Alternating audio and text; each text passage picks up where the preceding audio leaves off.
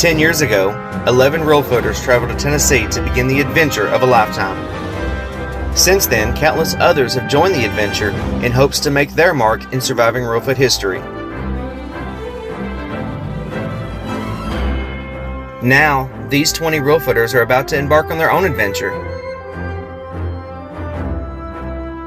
and become part of the surviving reelfoot legacy.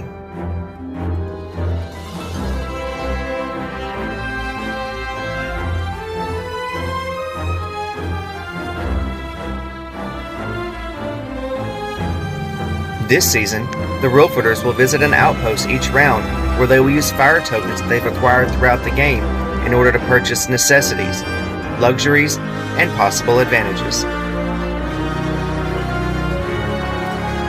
Each round, the eliminated contestant will have a choice to make: accept their fate of being voted out, or go live at redemption with the opportunity to fight their way back into the game. What choice will they make?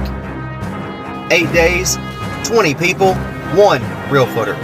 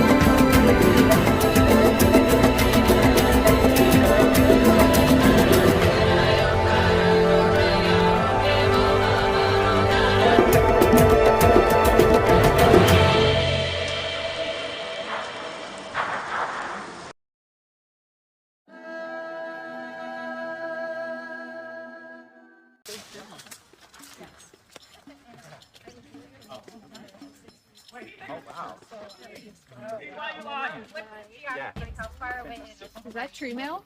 So, Oh. 10 hours. 10 hours. that's really cool. Right? Yeah. Walked to camp. There was some fallen trees. It's muddy. It's very green. Yeah. It's inside there. Oh, is it? I'm correct. And it's wet. I think down there is probably the best. Oh no.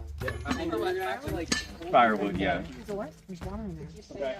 I mean, Inside? oh, fuck. Not in the rice though, right? It's not in the rice, but it's in the pot. Okay. That's fine. What rice do you reckon you have? So there's tons of sticks. That's not a lot of rice. Okay, so should we get some of We might win some more. We will, Oh, in fact. period. We basically found out that, we got shown our supplies and there's basically nothing. Our tarp is definitely not gonna fit 10 people on it or save 10 people from the rain, but it's nice. Yeah, just in there. Maybe right there. Yeah. Or there. I think one of the biggest things we need as much leaves as possible because that automatically gives us that much cover. Right? Yeah. That want to be an open. And then we just need to put a lot more leaves and branches on top of it. Okay. Which side do we think? Which side do we think has more tree cover? Where it feels like. And we can move anywhere. We don't have to be right here. Or do we need to be right here? We can move. When we got to camp, I think there were a lot of opinions and a lot of personalities and a lot of disorganization, which personally is really hard for me to deal with. I have a very type A personality. I did a lot of research before I came out here about setting up shelters and starting fires, how to cook rice on a fire and things like that. But I told myself that I did not want to be the person who was directing things. I just feel like we can put the fire right here with the ridge, and then we can put the tarp over underneath this. We can clear this this out, and we would have a lot, and then our restrooms could be over there or down there. Okay, let's walk with this and get I the, mean, 'cause we let's can get the put feel of fire this. here. Oh, yeah, this side of the restroom. Joe is one person who kind of stepped up and really took over a lot of things, and I'm happy that she did that, because that means that if anyone's unhappy with how things are, it's not going to come back on me, it's going to come back on someone else. But for the most part, I think we made most decisions as a tribe, where the loudest voices made the decision and the rest of the tribe was like, yes, fine. Having survival is the top thing, but I can only do so much for me and still be able to perform. Oh my gosh, you brought us over here.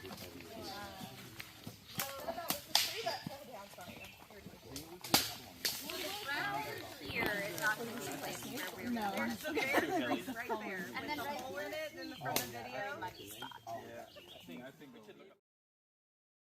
Turniga, I know you're out there killing it. We miss you so much. Good luck.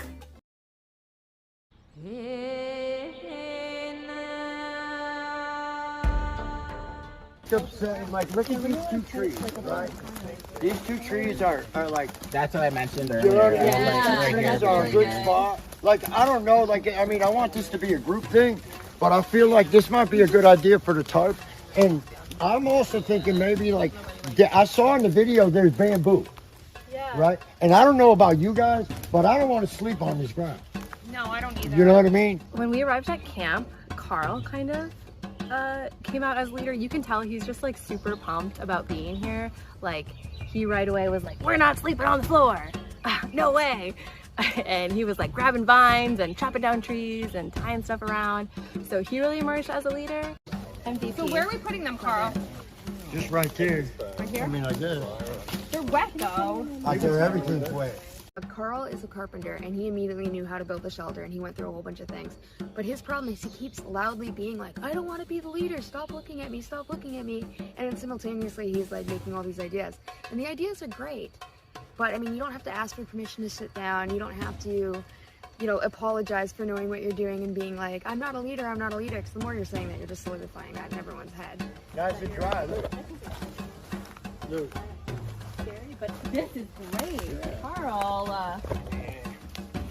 Carl. Yeah, I got an idea. Everyone appreciates the tarp daddy.